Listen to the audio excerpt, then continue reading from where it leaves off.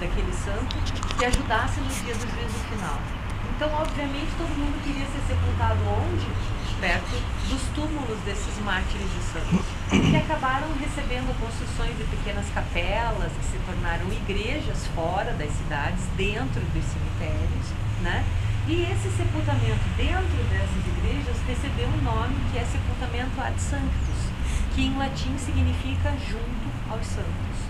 Junto ao santo, porque estava próximo do cadáver desse santo, né? Até porque eles acreditavam que era fonte de milagres e tudo mais. Então, as igrejas são construídas dentro dos cemitérios, né? Essas igrejas, essas basílicas, esses sepultamentos. Por quê? Nas igrejas da cidade não se podia sepultar. A gente não sabe o que aconteceu, nem como, quando, mas o fato é que em algum momento alguém conseguiu ser sepultado dentro de uma igreja da cidade. Eu aposto numa carteirada, assim, tem uma cara de carteirada, né? Tipo, eu não vou ser sepultado na igreja do cemitério, eu quero ser sepultado na igreja da cidade. Então, o que vai acontecer? A partir de todo mundo quer, né? Então, essas igrejas da cidade passam a receber o sepultamento ad sanctus. Para administrar esses espaços, já nas igrejas cemiteriais existia o que a gente chama de confrarias. As confrarias eram ordens terceiras, irmandades que administravam esse espaço. E como era uma agremiação, um conjunto de pessoas, quem pertencia a essas comunidades tinha direito de sepultamento nessa igreja. Então era um jeito muito simples de você conseguir o tão sonhado sepultamento ad sanctus em solo sagrado, né? E ainda ter a garantia de que tudo aquilo que era necessário para a salvação da tua alma fosse feito. Era tipo quase um plano funeral versão Idade Média, né? Você tinha um lugar para ser sepultado, você podia ser uma pessoa sozinha, que ainda assim os teus irmãos de confraria iriam fazer o velório, iriam rezar, tinham uma porta de missas, tinham vários benefícios para essas pessoas. Então essas irmandades começam a crescer durante a Idade Média. Mas na Idade Média acontece uma outra coisa também, que é o surgimento do chamado purgatório. O que é o purgatório? O purgatório é quase um jeitinho brasileiro na salvação da alma. Por quê? Você reza, consegue inferno, e quem está no purgatório para o inferno não vai mais. Pode demorar uma eternidade para ir para o céu, mas uma hora ele vai, nem que seja no dia do juízo final, né? Então todo mundo fazia o máximo possível, porque eles acreditavam que a salvação da alma era algo muito difícil. Então as pessoas rezavam muito, a vida delas girava muito em torno dessas irmandades e na crença do quê? Que o mínimo que eles precisavam, né, era ir para esse purgatório. Bom, na Idade Média as cidades crescem, as igrejas continuam recebendo sepultamento. E como que era esse sepultamento dentro da igreja, né? No piso da igreja, que geralmente era de madeira, existiam carneiras, que eram um tipo de alçapão. E esses alçapões, eles eram abertos, as pessoas eram depositadas, o corpo, só o corpo, sem caixão, se jogava uma camada de cal viva para ajudar na decomposição e se fechava. Mas como que eles faziam isso? A igreja era cheia de banco, porque naquela época não tinha banco, a galera sentava no chão, no piso mesmo da igreja, que geralmente era de madeira.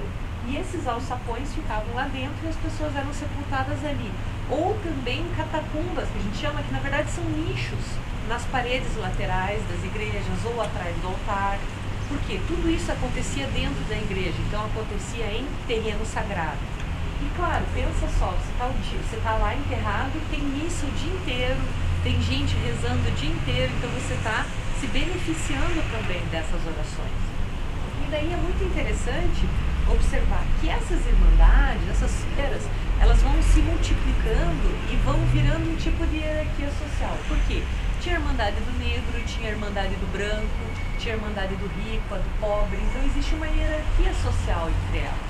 E se a gente for pensar, quanto que vivia uma pessoa na Idade Média? Alguém tem ideia da perspectiva de vida na Idade Média? Oi? 70? 50. Não, nem 40. 40 anos. Era uma pessoa de 40 anos era uma pessoa velha na Idade Média, porque eles geralmente morriam antes dos 40. E o que são 40 anos perto da eternidade no fogo do inferno? Né? Então, mesmo com o corpo daqui. Então vamos pensar como que seria um abririam o meu testamento e ali eu diria que eu fazia parte de todas as irmandades de Curitiba, tá?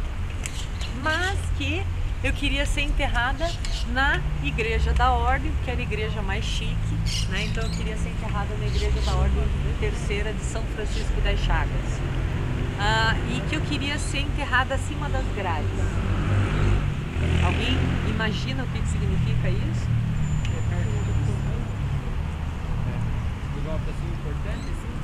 Isso, é perto do altar. Acima das grades é o termo para dizer que é um sepultamento próximo do altar. Porque daí o que acontece? É o espaço da igreja, deixando os mais importantes perto do altar, mas não é regra. Tem muitos casos que a gente vê assim, uma pessoa muito importante ser pedida para ser sepultada na soleira da porta. Por quê? Cada um que entrar na igreja vai pisar sobre o local de sepultamento dela, como se fosse um ato de contrição, digamos assim, né? Aí eu vou dizer que eu quero ser sepultada acima das grades na igreja da ordem com o hábito franciscano. Oi? Você era freire e não contou para ninguém que vai ser sepultada com o hábito franciscano? Por que ser sepultado com o hábito franciscano? Por que não ser sepultado com a tua melhor roupa? Porque nessa época tinha uma questão muito íntima ligada com o uso do hábito franciscano. Desde a Idade Média, São Francisco de Assis aparece sobrevoando o purgatório. Vocês lembram como que é o hábito franciscano? É aquela roupa, aquele vestidão marrom, né? Tem um capucho, tem um capuz e não tem um cordão amarrado na cintura cheio de nozinhos? Então, quando São Francisco, ele é muito representado fazendo o quê? Rolando, sobrevoando o purgatório. O mais legal é ver como ele era representado, que não é tipo um voo super-homem, é um voo assim. Então ele é assim, por cima do purgatório. Aí o que as alminhas faziam? Elas pegavam, se agarravam naquele nozinho e iam de carona para fora do purgatório. Eram salvas do purgatório de carona com o São Francisco. E tinha uma outra questão também que ajudava muito esse negócio do hábito franciscano, porque quem comprava um hábito franciscano recebia o que chamava-se na época de indulgência plenária. Alguém sabe o que é uma indulgência plenária? É tipo uma borrachona dos pecados do indivíduo. Esse foi o motivo que o Martinho Lutero tretou com a igreja e acabou fundando a igreja luterana, o protestantismo, porque ele era contra a venda de indulgência plenária. A indulgência plenária é tipo você apagar seus pecados, tipo você está perdoado dos seus pecados, não passar uma borracha em cima disso. E ele era contra. Quem comprava o hábito franciscano recebia uma indulgência plenária e ainda tinha chance de que se o Chico desse o rolê dele no purgatório, você ainda podia pegar carona e ir embora. Então todo mundo queria ser sepultado como? Com o hábito franciscano. Né? Então eu vou dizer que eu quero ser sepultada com o hábito franciscano, acima das grades, e daí eu vou determinar, por exemplo, o meu funeral, como é que vai ser? As pessoas eram veladas em casa e depois levadas para a igreja.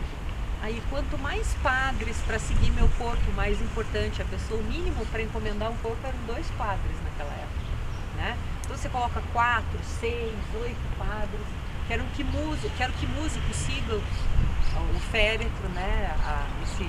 Esse ínterim entre a minha casa e a igreja. Eu quero que distribuam velas para as pessoas, porque vela era um elemento de distinção, era algo muito caro, então você dá a vela para as pessoas acenderem e seguirem, era uma forma de poder. Quero que distribuam esmola aos pobres para dizer que eu sou uma pessoa caridosa. E também determinaria o quê? A quantidade de missas que seriam rezadas pela minha alma. E essa é a parte mais divertida que tem. Porque daí você vê gente mandando rezar 5, 10, 15, 20 anos de missa, 1.000, 2.000, 3.000. Só vai ficar com a minha casa se mandar rezar missa por não sei quantos anos. Tem toda uma matemática maluca. E daí você fica pensando o quê? Nossa, como é que estava a consciência desse caboclo a hora que ele morreu para mandar rezar tanta missa, né? Mas tudo isso era determinado através do testamento. E o que aconteceu? O tempo foi passando, as cidades foram crescendo, né? E os sepultamentos na igreja começaram a incomodar. Por que começaram a incomodar? Porque as igrejas começaram a ficar pequenas para receber tantos sepultamentos, né? E no rastro do iluminismo veio um outro movimento que é chamado de movimento higienista. O que esse movimento higienista era? Eram médicos, políticos, arquitetos que se preocupavam com essa nossa proximidade com os mortos. Eles achavam que os gases e líquidos produzidos pela decomposição eram o que desencadeavam as epidemias. Então, eles queriam o quê? Que se parasse de sepultar os mortos dentro da igreja, que se separasse mortos e vivos, né? E que os pântanos fossem drenados, porque para eles os miasmas, que são esses gases e líquidos produzidos pela decomposição, podia ser animal ou vegetal, ambos eram contaminantes. Então eles começam essa campanha, só que pensa, a gente está, sei lá, 1800 e pouco.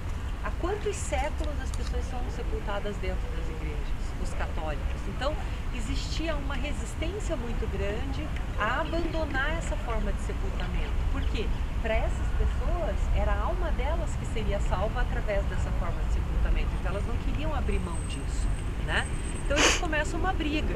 Eles falam, não, vocês têm que construir o cemitério fora da cidade, num lugar alto, que tem um bom regime de ventos. Eu não sei se vocês deram conta do quanto a gente está acima do Largo da Ordem aqui. Atrás desses 3 pinheiros, daqui não dá para ver muito bem, mas dá para ver assim, ó, tem ali à direita a torre da Igreja do Martins, no meio tem a torre da Nossa Senhora do Rosário e mais para a esquerda tem aquele monóptero, que é esse monumento circular que é da Igreja Batista. Ali é o nosso Largo da Ordem. Então a gente está num lugar alto, que tem um bom regime de ventos, ou seja, fora do quadro urbano naquela época, de acordo com os preceitos higienistas.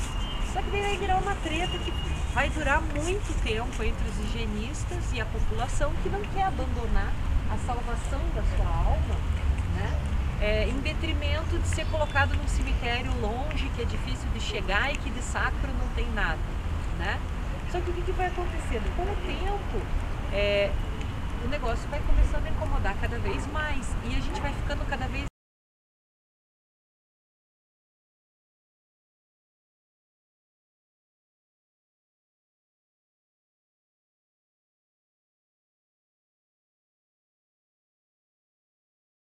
você pegava o pus no braço de alguém, porque você, recebendo aquele pus, de 6 a 8 dias faria uma bexiga no teu braço, comprovando o quê? Que você está imunizado, que o corpo reagiu, né? Então você coletava aquele pus e aproveitava para o braço dos outros. Super higiênico, né? Super legal. Claro. E inclusive tinha uma treta, que era o seguinte, nessa de braço a braço vinha brinde junto. Como, por exemplo, sífilis. Né? Tipo, cada um dá o que tem, né? Vamos nessa, de um braço para outro braço, veio com sífilis junto também. Então, as pessoas tinham muito medo desse tipo de vacinação. Aí, o que eles fizeram? Eles baixaram uma lei municipal que se chama uma postura municipal, obrigando as pessoas a serem vacinadas. Que as casas fossem caiadas, porque a cal branca, como se tivesse um fator de limpeza, de descontaminação, né? Que as casas fossem caiadas, que os quintais fossem limpos e que as pessoas fossem vacinadas. Só que 3 dias depois dessa primeira postura, eles decidiram lançar uma outra postura. E eles disseram o quê? Que estava proibido o sepultamento dentro das igrejas. E quem fosse responsável por um sepultamento seria multa de 30 mil réis e 3 dias de cadeia. Aí o que aconteceu? 2 dias depois morreu uma senhorinha chamada Delfina Sampaio. Ela tinha 82 anos e morreu de moléstias internas. Aí a dona Delfina foi inaugurar, finalmente, no dia 29 de setembro de 1855, o cemitério público. Ela e 2 outras mulheres também morreram nesse dia, e essas 2 outras mulheres também foram sepultadas aqui. Então, meninas, alguma coisa a gente inaugurou nessa cidade, nem que seja o cemitério, né? Foram 3 mulheres. Trágico, mas feliz. E daí, lentamente, esses cemitérios foram se consolidando. E de acordo com os ideais higienistas, como é que funcionava? Era uma pessoa por cova, diferente da igreja que ficava muita gente debaixo do piso. Porque na igreja, o que era importante? Era o lugar, era você estar em solo sagrado. E no cemitério, por causa dos higienistas, né, você cavava a cova e colocava o corpo com um caixão ali. E é bem interessante ver que quem morria de doença infecto-contagiosa, sabe o que eles faziam? Cavavam mais fundo. Tipo, dane-se, eles não sabiam o que era lençol freático naquela época. Então ia mais perto do lençol ainda, mas enfim. E daí o que vai acontecer? Vai haver uma mudança nesses hábitos das pessoas com relação ao sepultamento, certo? Que você sai de um solo sagrado e vem para um lugar... Quando chovia, essa rua aqui, a Trajano Reis, se chamava Rua América. As carroças não subiam a América, não conseguiam a volta. Então, finados com chuva eram finados tristes mesmo, que ninguém conseguia nem chegar no cemitério. E daí o que vai acontecer? Bom, eu vou abrir uma cova, vou sepultar o Barão do Seu Azul, aí eu vou abrir uma cova do lado, vou sepultar o escravo, no terceiro morto vai ser o empresário, aí eu vou fechar essas covas e vai ficar tudo bom? Não, né? Surge a chamada morte burguesa. O que é essa morte burguesa? Ela é um movimento de monumentalização dos cemitérios e ela tem 3 características. A primeira dessas características é a negação da morte. Por que negação da morte? Porque eu ponho símbolos naquele túmulo que dizem o quê? Que eu morri para essa vida, mas que eu renasci para uma outra. É tipo filme de terror, aqueles últimos segundos que você matou o vilão do filme, aí quando está quase acabando o filme, ele se mexe, abre o olho, mexe o dedo, você fala, putz, o cara não morreu. Né? Então assim, eu morri para essa vida, mas eu renasci para uma outra, então eu estou negando a morte como fim. Outra questão é a necessidade de individualizar o ente querido, porque agora a cova é do fulano. Então se eu quiser colocar um neon piscando em 3 etapas com uma seta apontando para baixo aqui já as Clarissa, eu posso pôr, a cova é minha, entendeu? Então eu individualizo, eu coloco o nome da pessoa ali dentro. E a terceira questão é a demonstração de poder, porque daí não, eu quero fazer um túmulo bafônico dentro do cemitério, que a galera vai entrar e vai falar, uau, quem que está sepultado ali e tal, né? Então vamos imaginar a Clarissa empacotando já depois da abertura do cemitério, final do século XIX, início do século XX. O que aconteceu? Ia morrer, né? Ia ser sepultada e daí a minha família ia escolher um túmulo para construir no lugar onde eu fui sepultada. Muito provavelmente eles iriam ou numa construtora ou então numa marmoraria que teria um catálogo de peças para escolher. Aí eles abririam o catálogo, veriam lá que tem uma pirâmide amarela enorme e a minha mãe olharia aquela pirâmide e diria assim, nossa, isso é a cara da Clarissa, vamos mandar fazer essa para ela, né? Aí ela ficaria se perguntando o que nós vamos colocar no epitáfio da Clarissa, né? Aí meu irmão ia dizer assim, mãe, não tinha aquela frase que ela falava sempre de pesquisadora para objeto de pesquisa, né? Põe essa aí no túmulo, né? Beleza, põe o epitáfio lá, maravilha. Vocês nunca me viram na vida e vocês entram no cemitério. O que vocês vão conhecer de mim quando vocês pararem na frente daquela pirâmide amarela que tem um epitáfio escrito de pesquisadora para objeto de pesquisa? Tipo, que louca, excêntrica, uma pirâmide. Chapada. Da onde veio essa ideia? É egípcia? É da Rosa Cruz? O que é, né? E daí? E esse papo de pesquisadora para objeto de pesquisa? O que ela pesquisava? Drogas. Como assim, né? Metanfetamina. Então, a minha família constituiu uma memória para mim, uma memória visual que vocês no cemitério acessam. Bomba, na verdade. Por isso que a gente diz que o cemitério extramuros, esse tipo de cemitério, é um lugar de muito discurso visual. E a abertura desses cemitérios possibilitou o quê? A instituição de memória. Porque a minha família institui uma memória que vocês vão acessar. Por isso que os cemitérios não são feitos para os mortos. Os cemitérios são feitos para os vivos relembrarem seus mortos. Negarem que acabou. Porque pense, se eu morri, acabou. Mas o túmulo está ali, dizendo que um dia eu existi. Então é uma tentativa de imortalizar a nossa permanência aqui na Terra. E nesse sentido, os cemitérios se tornam o que alguns pesquisadores chamam de um lugar de instituição de memória. Todo mundo tem aquele tio ou tia chata. Sim, tenho, todos eles. Chega da festa família, você já vai dando aquela saidinha, né, a lá caranguejo, assim. A lá ninja. Né? Pra, tipo, não empurra o irmão pra conversar com ele e tal, que é uma pessoa difícil, complicada e tal. Um dia a tia Cocota bate as botinhas, né? Aí ela morre, é enterrada no cemitério e a gente precisa colocar uma placa no túmulo da tia Cocota, né? Aí alguém fala, põe essa aí, Saudades Eternas. Né? Aí vocês nunca viram a tia Cocota. Aqui já assiste a Cocota. Mas vocês falam, nossa, como a tia Cocota era querida, né? Saudades eternas, a família Beleza. solta dela. Vocês estão Sacanagem. Pode ser uma memória fabricada, pode ser uma memória que diga respeito realmente àquela pessoa, aos feitos dela, né? Só que com o passar do tempo, tem uma segunda questão que os higienistas fazem e que vai acarretar para nós. Porque além de determinar que os mortos fossem expulsos do perímetro da cidade, porque esses cemitérios ficavam fora das cidades, eles determinam que os doentes passem a ser cuidados onde? Nos hospitais. Porque a doença tem um caráter contaminante. Você tem que ser cuidado no hospital, que é um ambiente asséptico, controlado, né? Ali está tudo sob controle. E a gente vai, o quê? Cada vez mais se afastando da morte. Tenho certeza que alguém aqui vai escutar algo do tipo: limpe bem esse pé hoje, você foi no cemitério, eu não quero saber de terra de cemitério na minha casa. Ou tire essa roupa que você estava no cemitério. Ou quando a gente passa o dia no hospital, fala: ui, tira essa roupa, deve estar cheia de bactéria, de vírus. Tudo ficou muito contaminante. E esse nosso desejo de ser eternos faz com que a gente se afaste desses lugares. Porque vir num cemitério, mesmo que inconscientemente, a gente também pensa que um dia a gente vai morrer. É lembrar da nossa finitude. Então a gente começa a se afastar cada vez mais desse tema. E daí o que vai acontecer? O doente lá no século XIX, ele morria com toda a família em volta dele. Com o médico, com o padre, com o filho, cachorro, papagaio, periquito, né? O cara tá lá na cama quase morrendo, já tem um diabinho e um anjinho tirando para o ímpar para ver quem leva, né? A morte, ela era pública. Só que aquela morte medicalizada dos higienistas, como é que a pessoa morre?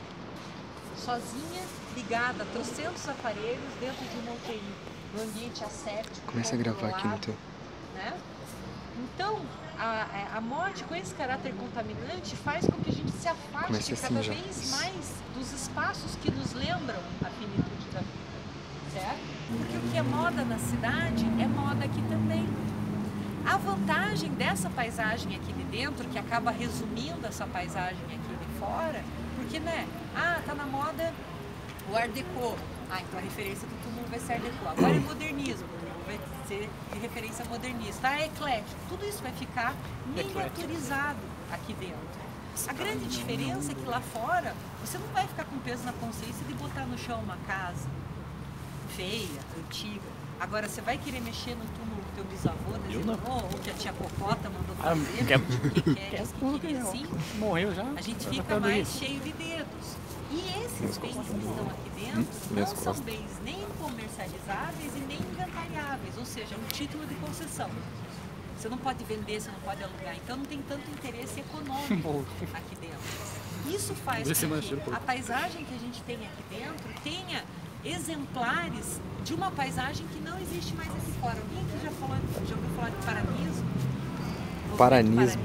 Já, em artes. Capitaneada pelo Romário Martins, a gente não tem mais casa paranista na cidade, mas a gente ainda tem. Ela cita, mas a gente nunca prestou atenção.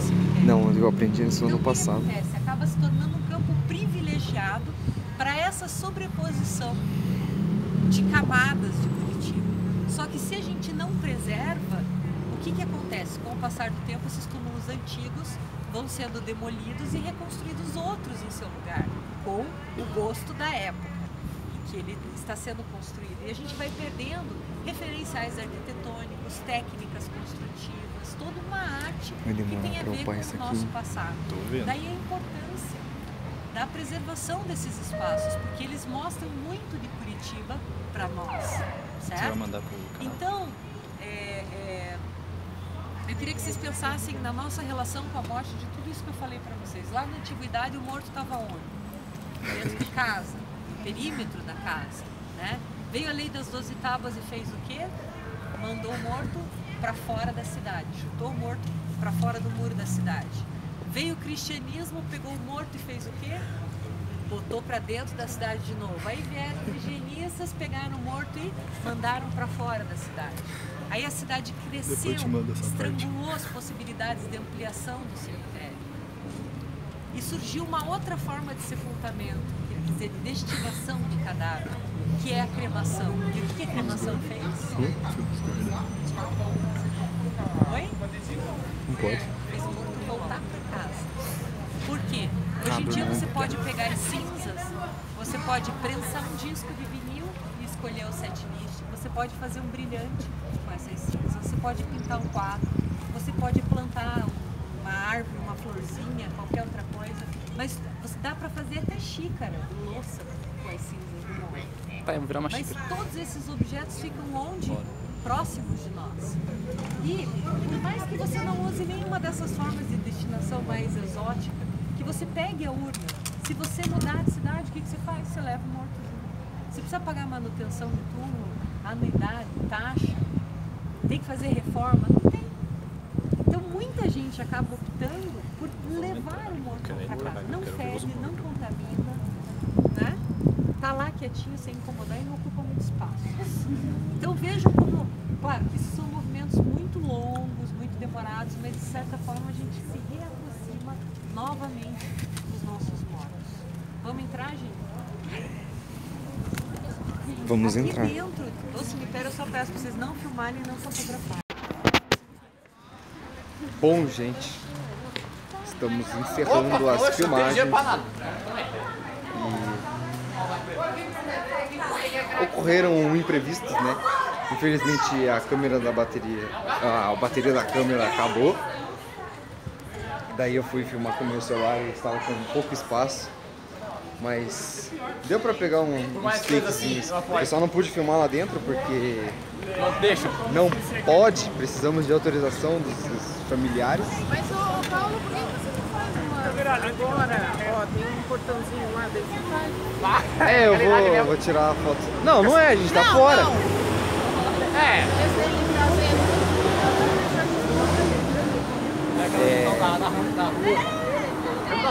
Eu acho que pegou bastantinho até.